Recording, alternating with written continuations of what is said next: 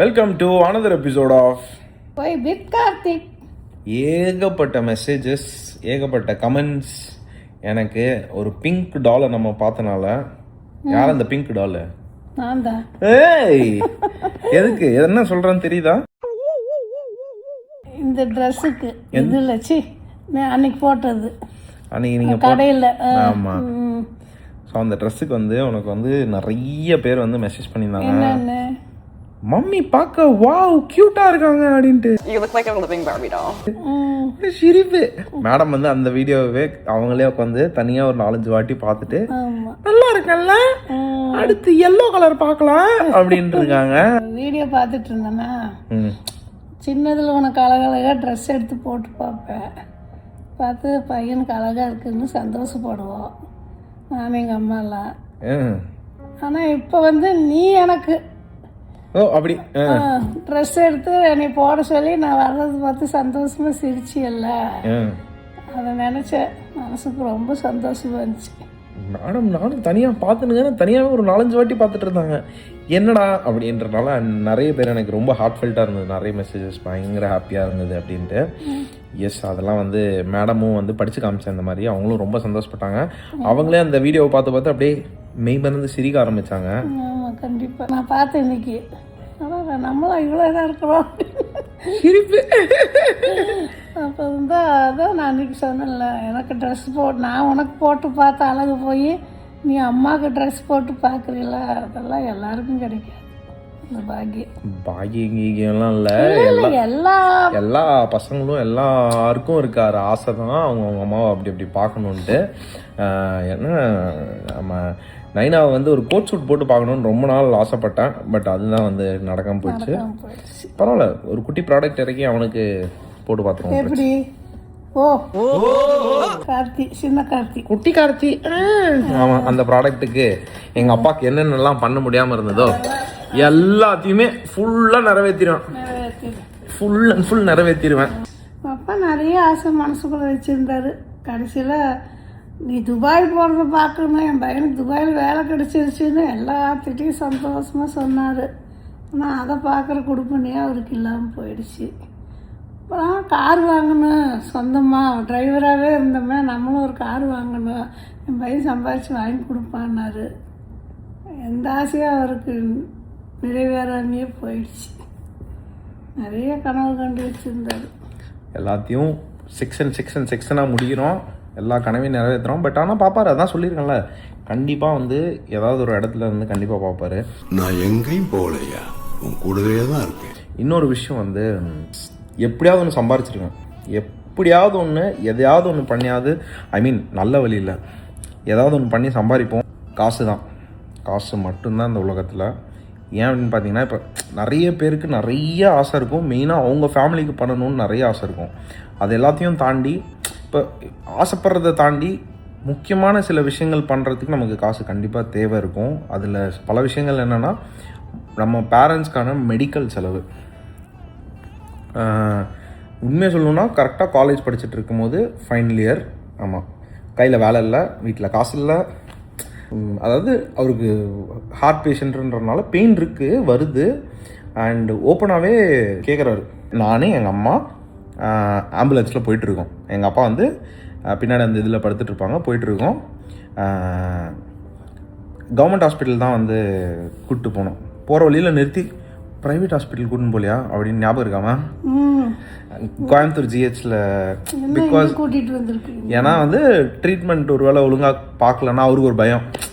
அதெல்லாம் கொஞ்சம் வாழ்ந்து எல்லாத்தையும் பார்க்கணுன்னு ஆசைப்பட்டார். பட் அன்ஃபார்ச்சுனேட்டாக அப்போ வந்து எங்ககிட்ட கொஞ்சம் எதுவுமே இல்லாத காரணத்தினால எங்களால் வந்து கரெக்டான ஹாஸ்பிட்டல் கூப்பிட்டு போக முடியல. எங்கள் ரிலேட்டிவ்ஸ் நிறைய சப்போர்ட் பண்ணாங்க. எங்கள் தாத்தாலாம் வந்து பயங்கரமாக பார்த்துக்கிட்டாரு.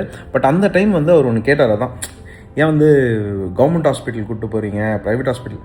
ஏன்னா கவர்மெண்ட் ஹாஸ்பிட்டலில் பார்க்குறாங்க, இல்லைன்னு சொல்லலை. பட் அவருக்கு ஒரு பயம், எங்கே நம்ம வந்து ப்ராப்பரான ஒரு ட்ரீட்மெண்ட் கொடுக்காமல் போயிடுவாங்களோன்ட்டு. எனக்கு அப்போது வந்து மனசுக்குள்ளே ஓடிட்டு, எங்கள் அப்பா கேட்குறாரு, ஆனால் என்னால் கூப்பிட்டு போக முடியாத ஒரு சுச்சுவேஷனுக்கு இந்த கடவுள் நம்மளை வச்சுருக்காரு அப்படின்னு மண்டையில் ஒரு பயங்கரமான ஒரு ஸ்ட்ரைக்கு. அதுக்கடுத்து ஒரு அடுத்த மாதமே வந்து இந்த மாதிரி ஆயிடுச்சு. நம்ம நினைவுகளில் தான் நமக்கு பிடிச்சவங்க என்னைக்கு உயிரோடு இருப்பாங்க. என் ரிலேட்டிவ்ஸ் எல்லாருமே ரொம்ப எப்படி சொல்கிறது, பயங்கர சப்போர்ட்டிவ். ஆனால் எனக்கு அப்பயுமே வந்து வாய் வந்து கேட்கணுன்னு வரல யார்கிட்டையும். நிறைய வாட்டி வந்து எனக்கு எங்கள் அப்பா வந்து ஒரு பெரிய ஹாஸ்பிட்டலில் வச்சு சூப்பராக ட்ரீட்மெண்ட் பண்ணி அவர் எப்படியாவது கூட்டிகிட்டு வந்துடணும்னு ஆசை. பட் எல்லார்ட்டையும் போய் நம்மளால் எனக்கு அப்படி வாய் திறந்து இப்போ வரையுமே நான் யார்கிட்டையுமே வந்து எனக்கு இது வேணும் அப்படின்னு நான் கேட்டதில்லை. அப்படி ஒரு பழக்கம் எனக்கு. அதான் அப்போ மேபி அப்போ தோணும் கேட்டிருக்கலாமோ அப்படின்ட்டு. பட் அந்த இன்சிடெண்ட்லாம் முடியுது. துபாய் ஒரு ஆஃபர் வாங்கியிருக்கேன். எனக்கு கோயம்புத்தூர்லேயும் சிடிஎஸ்னு ஒரு ஆஃபர் கிடச்சிருக்கு.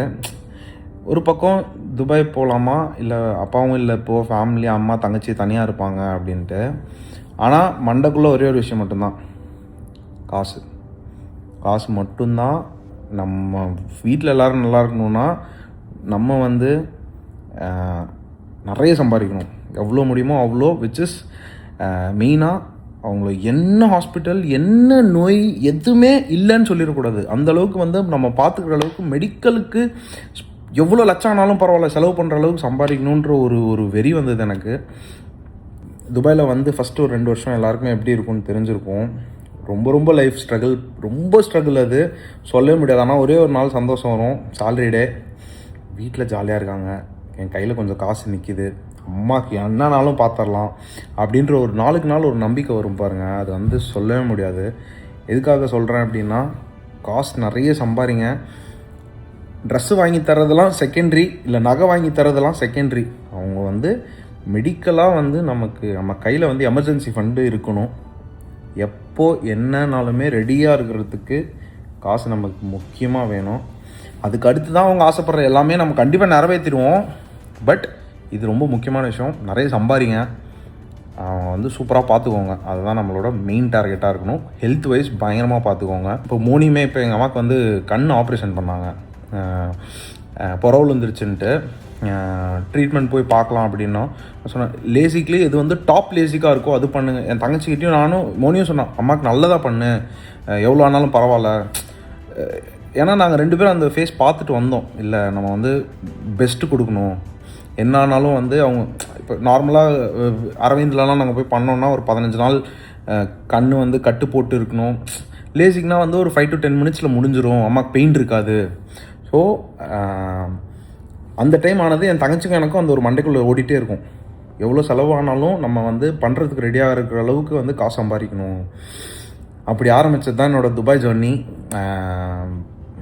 எங்கேயோ ஆரம்பித்து நான் ஏதோ உங்களுக்கு சொல்ல வரணும்னு நான் வந்து அவங்க ஹாப்பியான ஒரு மூமெண்ட்டை சொல்ல வந்து நான் வந்து வேறு ஏதோ பேசிகிட்டு இருக்கேன். என் லைஃப்பில் ஒன்று நடந்தது, அது வந்து மேபி உங்களுக்கு ஒரு ஐ ஓப்பனராக இருக்குமோன்னு தோணுச்சு. காசு நிறைய சம்பாதிங்க. மெயினாக எதுக்காகனா அம்மா அப்பாவோட ஹெல்த்து நல்லா இருக்கணும், ஏதாவது ஒரு எமர்ஜென்சினா பார்த்துக்கணுன்றதுக்காக. பிகாஸ் என்ன மாதிரி நிறைய பேர் அந்த ஒரு சுச்சுவேஷனில் இருந்துகிட்ருப்பீங்க. கடவுள் இருக்கார், கண்டிப்பாக நமக்கு பார்த்துக்குவார். கரெக்டான வழியில் ப்ராப்பராக ஹார்ட் ஒர்க்கை போட்டே இருப்போம், சம்பாரிச்சிட்ருக்கோம், அவங்க நல்லா பார்த்துக்குவோம். மணி அடிக்குது, என் பொண்டாட்டி வந்துட்டா, வேறு யாரும் இல்லை. இவ்வளோ நேரம் வீடியோவில் அக்கா இல்லை. எங்கே போயிட்டு இருந்தீங்க? கிளாஸ். எந்த கிளாஸ்? டிரைவிங் கிளாஸா? திட்டு விழுந்துச்சா இன்னைக்கு? கொஞ்சமா? பாஸ் பண்ணிடுவீங்களா அடுத்த அட்டெம்ப்ட்ல? அவன் கையிலையா டிரைவிங் கிளாஸ்? நீ ஓட்டுற, அவன் செய்யலன்ற. கடவுள் அனுகிரகம் இருக்கணுமா? ஆமாம், எல்லா விஷயத்துலையும் இருக்கணும். ஓகே. அண்ட் அதே மாதிரி இங்கே இன்னொரு ஜீவன் போராடிட்டு இருக்கு, அது இந்த ஜீவன் தான்.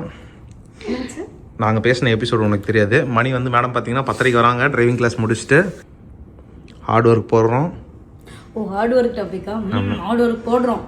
அம்மா அப்பாவை வந்து ஒரு கோட் பார்த்துட்டு வந்தேன். ஏன் நமக்கு நைட் நேரம்லாம் சம்மந்தம் இல்லாத டயத்துல எல்லாம் மோட்டிவேஷன் வருது அப்படின்னு. என்ன கோட்? இருங்க, அக்கா அதை கோட் வச்சிருக்கு பார்ப்போம். அதை வர ஸ்டோரி போடலாம் எடுத்து வச்சேன். இந்த கோட் தான் பார்த்துட்டு வந்தேன். The perfect time is a myth. Start where you are. Okay. Success occurs when opportunity meets preparation. போடு. சம்மந்தம் எனக்கு இது வந்துச்சா, எங்கிருந்து வரீங்கன்ற மாதிரி சரி சூப்பராக இருக்குது அப்படின்ட்டு ஆமாம் மக்களுக்கும் அனுப்பலான்னு ஸ்டோரியில் எடுத்து வச்சேன். நானும் இந்த எபிசோடு வந்து மக்களுக்கு வந்து ஒரு வாழ்க்கையோட ஒரிஜினல் டாக்ஸ் பற்றி பேசிகிட்டு இருந்தோம். ஓ, ரியாலிட்டி. என்னது? கவிஞர்களுக்கு நைட்டில் தான் இந்த பாட்டு எடுக்கிறதுக்கு இதுக்கெல்லாம் டக்குன்னு மூளை வேலை செய்யும். என்ன கவிஞன்னு சொல்றியாமா? ஆமாம். ஸோ அதனால் இந்த இந்த இந்த எபிசோட் மூலிமா நம்ம என்ன சொல்ல வரோம்னா, ஹார்ட் ஒர்க் போடுங்க, வீட்டில் எல்லாத்தையும் நல்லா பார்த்துக்கோங்க. Okay, okay. see you in another episode. Until then, it's bye from Bye with Karthik. Good night சொல்லிடு. Good night.